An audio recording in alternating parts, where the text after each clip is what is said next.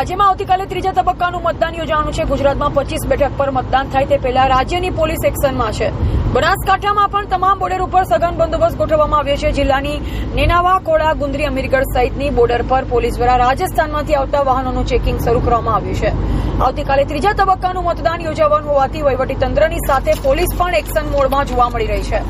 બનાસકાંઠા જિલ્લામાં પણ બોર્ડર પર પોલીસ જવાનો તૈનાત કરવામાં આવ્યા છે। બનાસકાંઠાની અમીરગઢ, ગુંદરી, ખોડા, નેનાવા સહિત બોર્ડર પર વિડીયોગ્રાફી સાથે વાહનોનું ચેકિંગ હાથ ધરવામાં આવ્યું છે।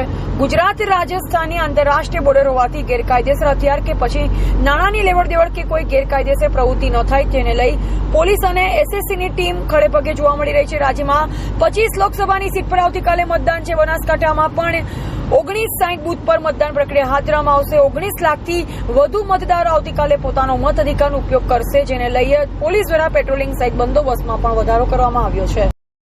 ખાસ કરીને લોકસભાની ઇલેક્શનને લઈને કેવો બંદોબસ્ત ફાળવવામાં આવ્યો છે અને બોર્ડર ઉપર કેવું ચેકિંગ હાથ ધરવામાં આવ્યું છે?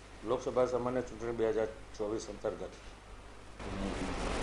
ધાનેરા, પાથાવાડા અને દાંતીવાડા ત્યાં તમામ પોલીસ ફોર્સ, હોમગાર્ડ, જીઆરડી તેમજ સીએપીએફના મારા અધિકારી કર્મચારીઓની નિમણૂક કરવામાં આવેલી છે।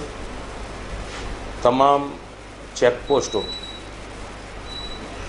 જે કાયમી ચેકપોસ્ટ છે અને હંગામી ચેકપોસ્ટ ઉપર પણ પૂરતો બંદોબસ્ત જાળવવામાં આવેલો છે અને તમામ પોલીસ કર્મચારી, હોમગાર્ડ તેમજ જીઆરડી અને બહારથી કંપની જે બહારથી ફાળવવામાં આવેલી છે તે તમામને ચૂંટણી અંતર્ગત શું કરવું જોઈએ અને શું ન કરવું જોઈએ એ અંગેની પણ જાણકારી આપી છે। જરૂરી સૂચનાઓ અને માર્ગદર્શન ચૂંટણી લગતી આપવામાં આવેલું છે।